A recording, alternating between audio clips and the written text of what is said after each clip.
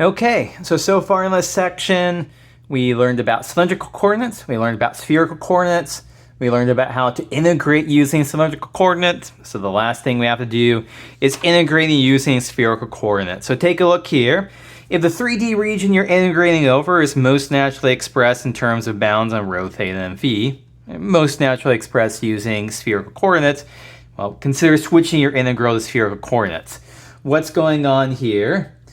So our outside integral is with respect to theta. We need our theta bounds to be constant. Also, in these kind of problems, the middle integration will be phi, and these phi bounds will be constant. The only bounds will always be integrating with rho on the inside, integrating with respect to rho first. Rho is the only variable that could depend on others. And so then take a look here. What you do is that you replace x with rho sine phi cosine theta. You replace y with rho sine phi sine theta. You replace z with rho cosine phi. I mean, that's exactly what our setup is, usually speaking here. Okay, so d rho, d phi, d theta, okay, that goes out well. The one thing that should be a little bit surprising here is that what is the thing that we throw in? What is the extra little factor we throw in here? When we did polar coordinates, we threw in an r. When we did cylindrical coordinates, we also threw in an r. When we're doing spherical coordinates, the factor that we throw in is rho squared sine phi. I'm not going to explain why in this video or in the section where that rho squared sine phi comes from.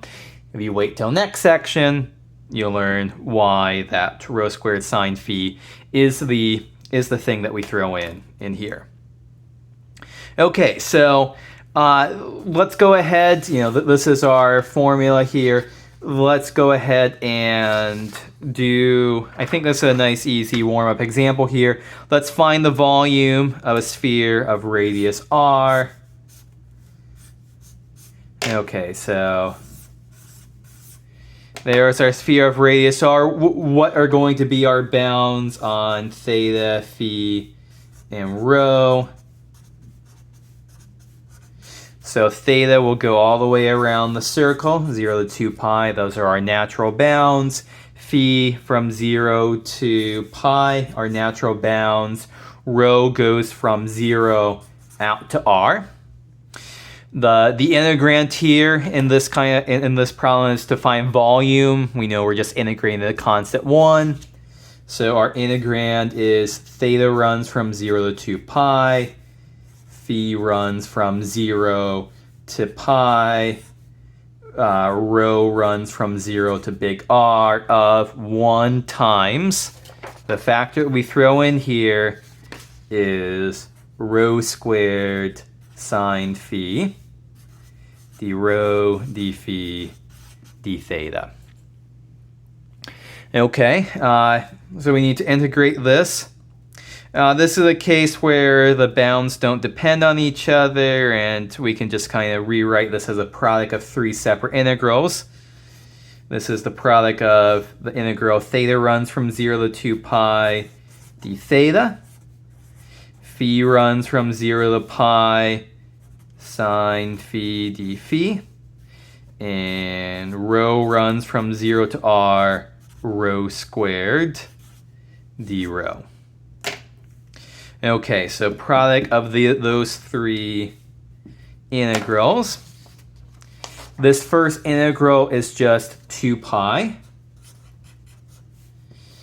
Antiderivative of sine phi would be negative cosine phi. Plug in phi from 0 to pi. Antiderivative of rho squared would be rho cubed over 3. Plug in rho from 0 to big R. So 2 pi times negative cosine pi.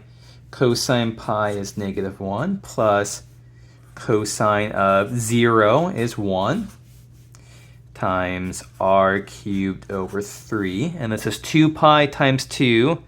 So that's 4 pi r cubed over 3, and that should look familiar.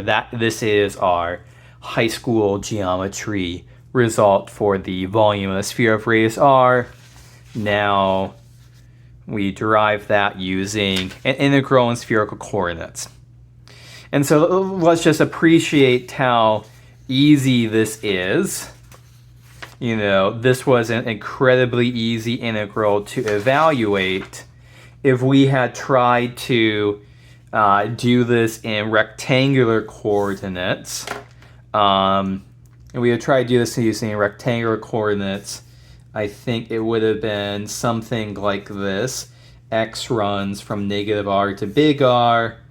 Y runs from the negative square root of r squared minus x squared to the square root of r squared minus x squared. And z runs from the negative square root of r squared minus x squared minus y squared to the square root of r squared minus x squared minus y squared dz dy dx. And I don't really particularly want to evaluate this integral. This looks like a mess. And this one, this was a breeze to evaluate. So we're integrating over a spherical region. We really should be thinking about using spherical coordinates. And we'll do more examples in the next couple of videos.